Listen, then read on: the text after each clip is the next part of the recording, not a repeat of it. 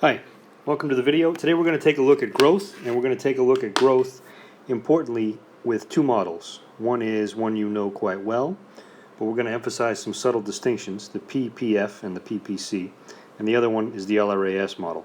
So take a look.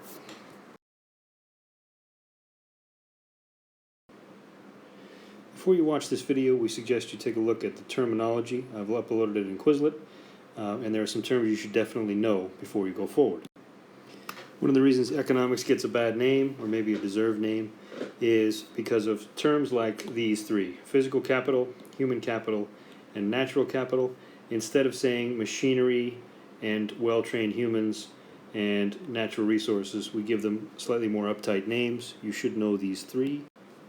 You should also know full employment output, aka YFE, and of course our labels LRAS, SRAS, and AD are all well familiar to you now, so we're assuming you know them. First way we can do this is to think of a PPF model. We're going to set up our diagram.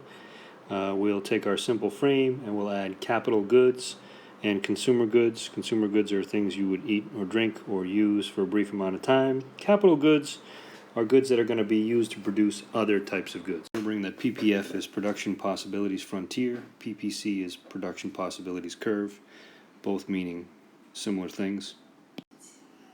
Let's imagine that we start at point A and we want to show some growth. We can show growth in one way, by moving closer to the production possibilities frontier. By putting unused resources to work. Maybe there's unemployment, maybe there are capital resources, machinery, for example, that aren't being used. If we put those things to use, we can move closer to our full potential output. And that might look something like this, going from A to B. Still under the full potential output, but now you have growth, where you used to only have this amount of goods.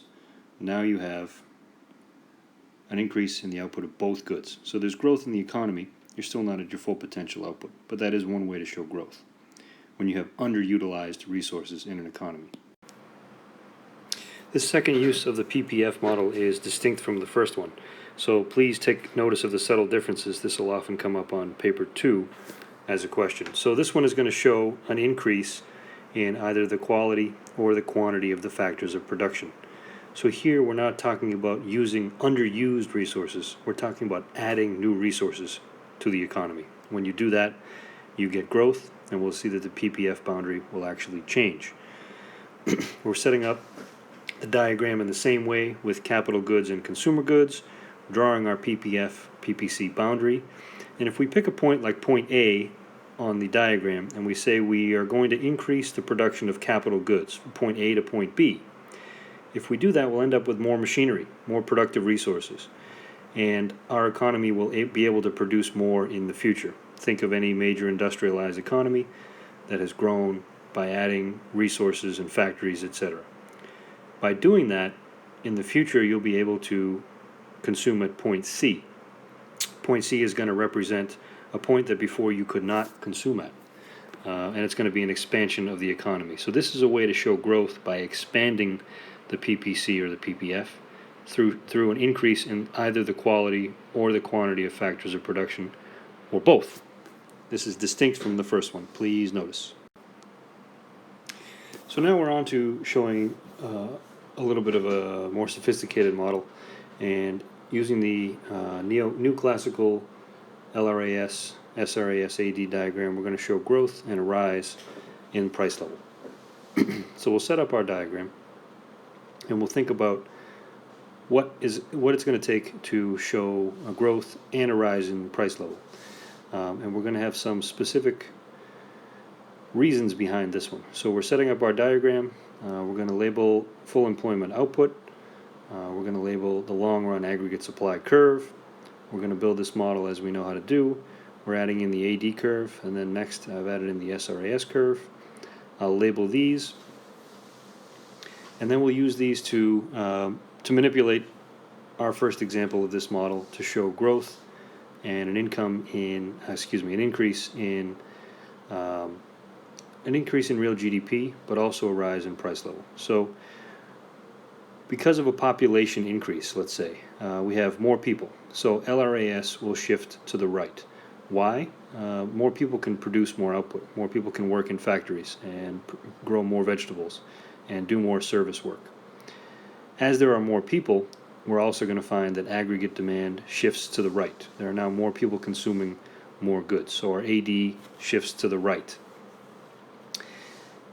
And we're labeling out our shifts, and we're taking a look at where the original price level was.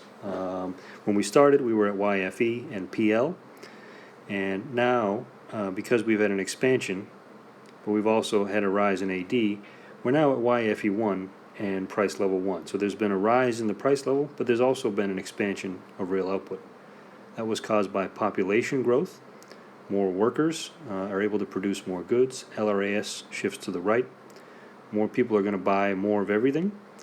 They're going to buy all sorts of goods in greater quantities. There are more people to feed. Consumption rises, so aggregate demand shifts right. And your end result is an increased output due to more people, but also a higher price level. So some rise in the price level. Let's take a look at another scenario. Growth and stable prices. Let's say that there's a rise in productivity due to increased quality of physical capital or human capital, better training or better machines. LRAS will shift to the right, but that's not all that will happen.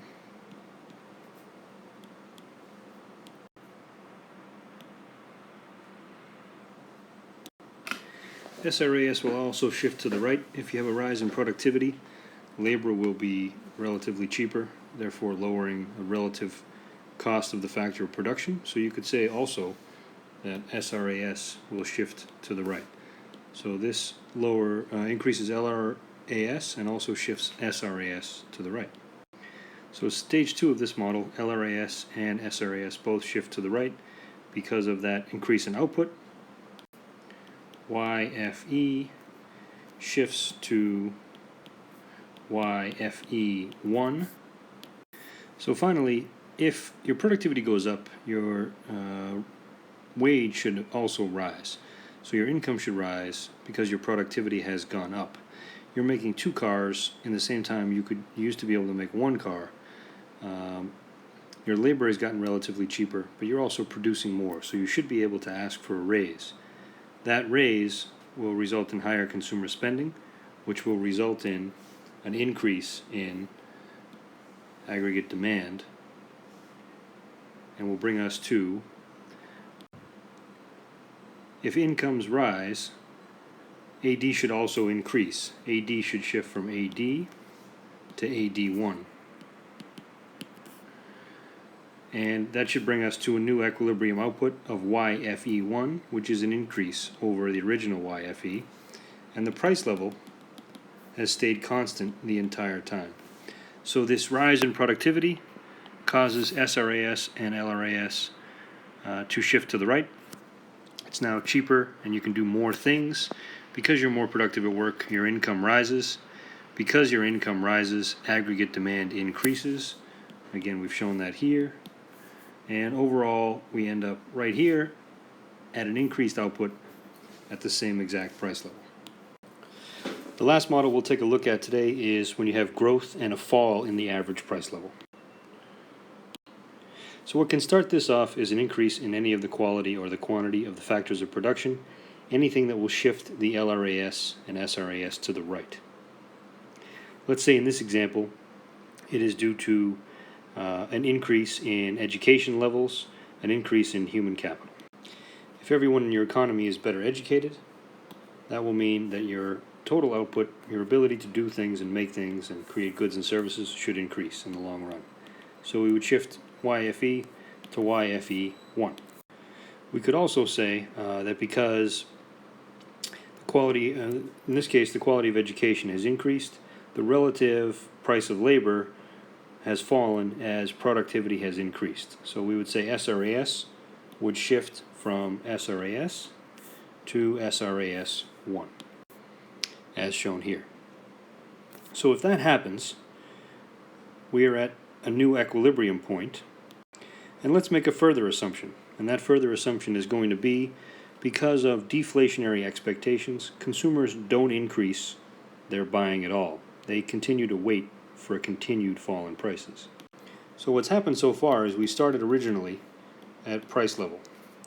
Now we're at this new point where SRAS intersects AD and YFE. So now we're here at a new price level. And what's happened is price level has fallen. PL1 is now lower. Makes some sense. We have a better educated population who can produce more output in the same amount of time. So we're a more prosperous society and things are cheaper. So if we make that assumption that consumers hold back an increase in consumption and AD does not shift, so AD will stay exactly where it is right here, we would now be at this new YFE. So we would be at full employment output yet again. SRAS and LRAS have increased, but where we're going to finally end up is right here at this new equilibrium, again YFE, again at this new price level, a lower price level, PL1. And this can be healthy. Things get cheaper over time. We get more productive as a society. Price level falls, but consumers don't go out and do a lot of extra consuming. They enjoy the price levels falling and they wait for them to fall more.